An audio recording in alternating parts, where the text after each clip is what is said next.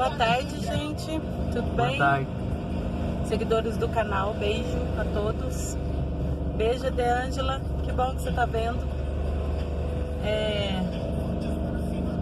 Eu vou falar um pouquinho sobre a internação do Victor Hugo. Quando o Victor Hugo internou, a gente foi em São Paulo. Meu irmão arrumou uma consulta para ele lá em São Paulo com uma psicóloga especialista, porque o Victor Hugo falava assim para mim: mamãe, eu quero morrer, só que eu não quero me matar, eu quero que outra pessoa me mata, porque a gente tem um certo tipo de crença que, graças a Deus, foi isso que segurou ele, que não permite o suicídio, né?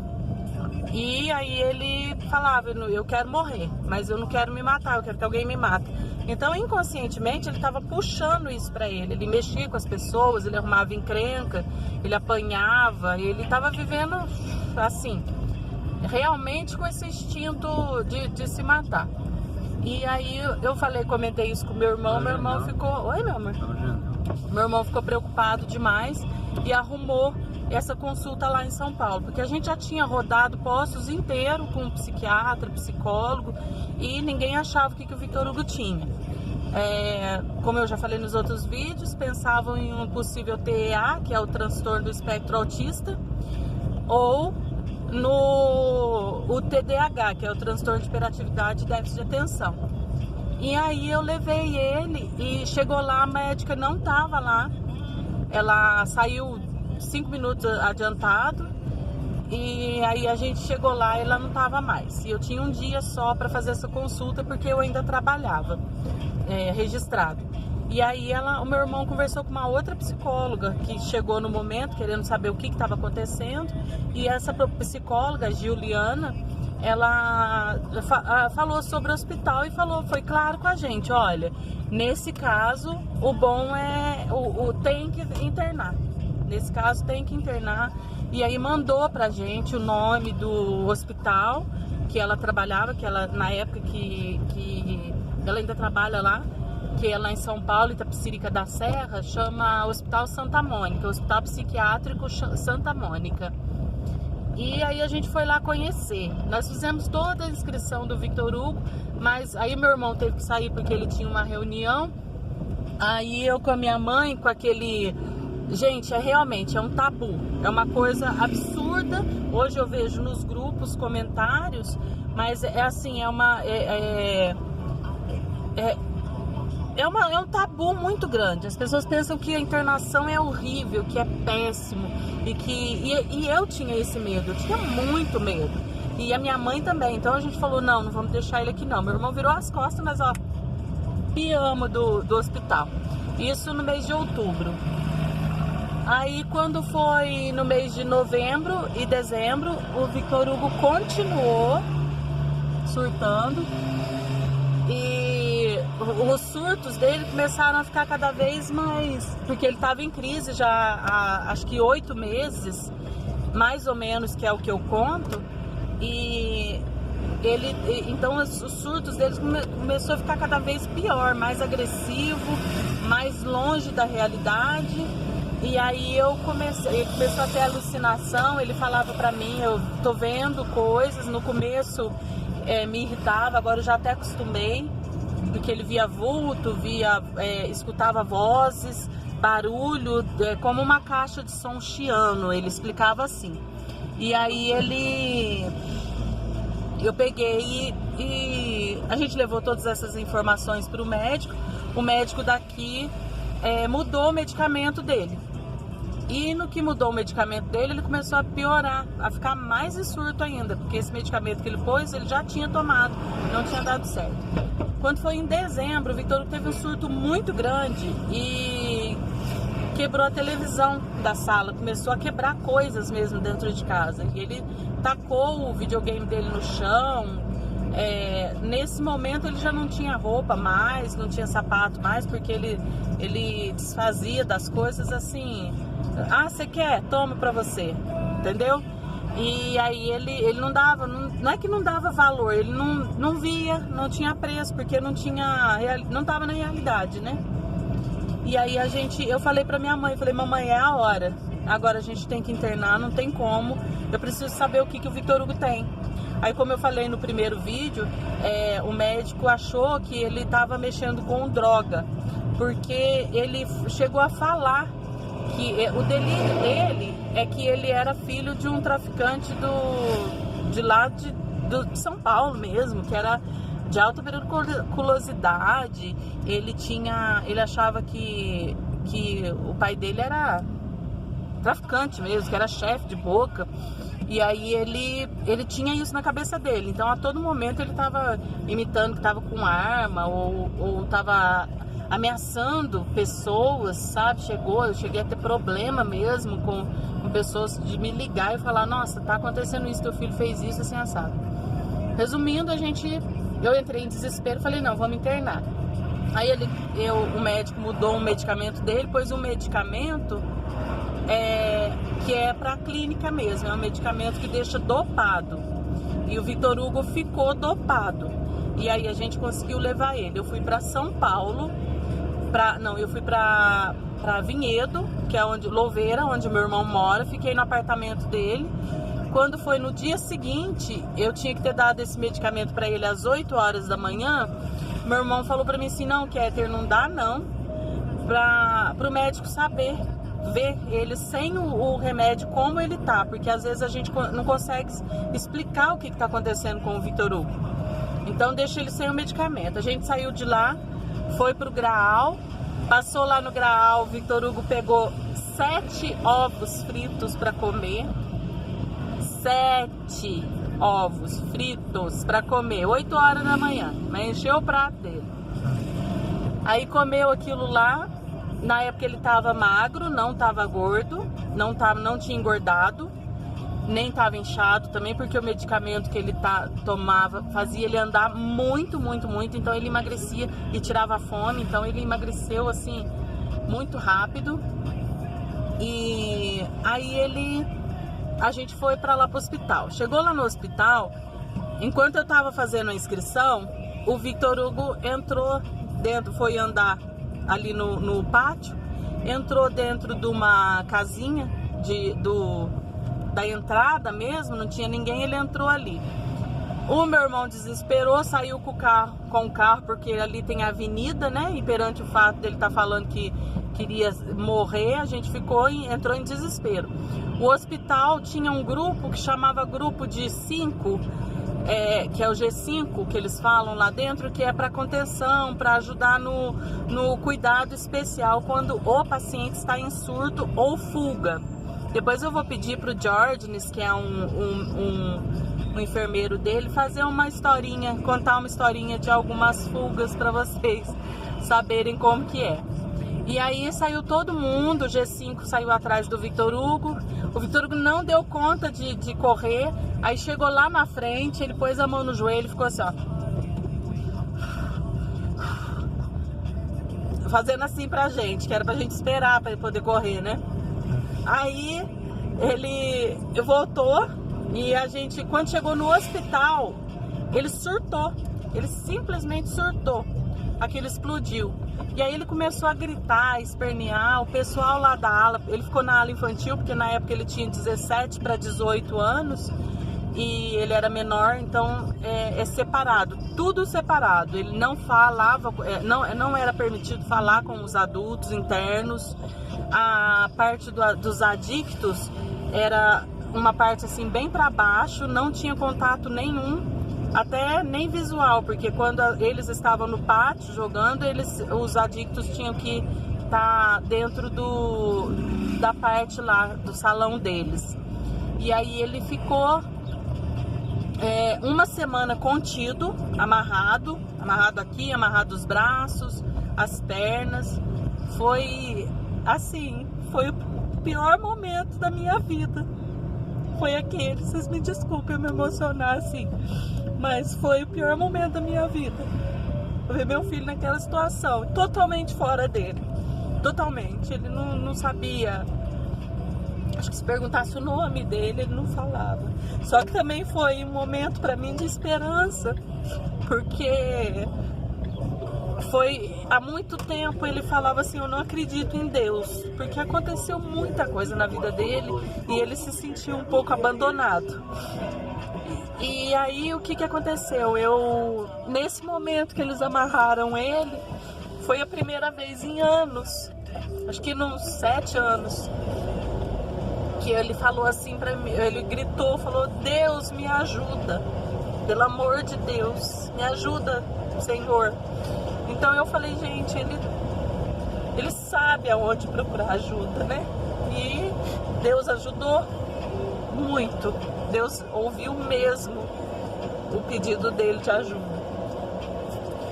E aí a gente conseguiu, graças a Deus, a controlar ele, mudou a medicação, sedou ele ficou 1 semana tentando fugir. Toda vez que soltava ele ia pro lugar lá, descia a rampa, o grupo de 5 ia lá, pegava ele e levava para dentro do quarto. A Fernanda, que é uma enfermeira lá, tava lá, ela chegou nele e falou, você não vai abrir a porta. E ele foi dura com ele, né? E eu tava totalmente sem chão, sem saber o que fazer, né? No momento, a gente não sabe lidar ainda, não sabe o que tá acontecendo, né? Eu via que não era rebeldia. Ele sempre foi muito carinhoso comigo, ele sempre foi muito amigo meu, amigo de verdade. A gente é muito companheiro, né, Vitor Hugo? Então eu achava estranho a forma com que ele estava agindo, porque assim, ao mesmo tempo que ele era muito amigo meu, ele tinha esses momentos, né, de surto. E que hoje eu sei que era surto, que eu sei que hoje eu fiquei sabendo que não é, que é uma crise, que não era dele isso, né. E aí eu peguei um dia ele sentou na cama e falou assim pra mim, mamãe, sabe qual que é meu único medo? Você foi embora e me largar aqui, sabe? Ele não entendia também, igual eu, a situação era nova para nós dois. E aí eu falei para ele, Vitor Hugo, nunca na tua vida, nem na minha, eu vou te abandonar. Nunca. E realmente, nunca deixaria ele sem eu, né? Até agora, a gente, uma luta muito grande, porque ele ficou maior de idade, então se ele for interno, a minha preocupação maior era exatamente essa. Aí ele teria que ficar sozinho dentro da clínica, né? Por conta de ser interno. E agora por conta da pandemia. E aí eu achei muito, doeu bem? E aí a minha preocupação era essa.